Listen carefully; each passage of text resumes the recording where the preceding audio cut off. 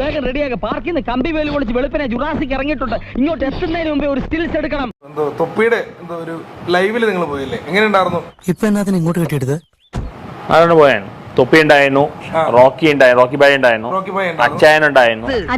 മാറി, പഴയ തൊപ്പിയല്ല. പിന്നെ ഈ പണ്ടത്തെ തൊപ്പി ഒരുപാട് മാറി. ഇപ്പൊ അതെന്താ വെച്ചാ അങ്ങനെ പറഞ്ഞത്? ഇപ്പൊ അടുത്ത വർഷത്തെ ബിഗ് ബോസ് ഐറ്റങ്ങളാണ് ഈ 3 പേരും എന്ന് പറയുന്നത്. അടുത്താണ് പെരേര കയറാൻ സാധ്യതയുണ്ട്. ഉണ്ടോ? എന്നിങ്ങനെ പൂഴ്ത്തി പറയുന്നത് എനിക്ക് ഇഷ്ടമല്ലാട്ടാ. അതെന്താ എന്താന്ന് അറിയില്ല. അടുത്താണ് പെരേര കയറാൻ സാധ്യതയുണ്ട്. ഉണ്ടോ? ഇതിനകത്തേക്ക് കാലെടുത്ത് കൂത്താൻ ഞാൻ സമ്മതിക്കത്തില്ല. ബിഗ് ബോസിന്റെ പെരേരയും തൊപ്പിയും കയറാൻ സാധ്യതയുണ്ട്. വിളിക്കട്ടെ, ബിഗ് ബോസിലേക്ക് കയറും. പെരേരയ്ക്ക് വിശ്വാസം ഉണ്ടോ? പെരേരയും തൊപ്പിയും കയറും. ഉണ്ടോ? തീർച്ചയായിട്ടും 100%. അങ്ങനെയാണോ ബിഗ് ബോസിലേക്ക് കയറും.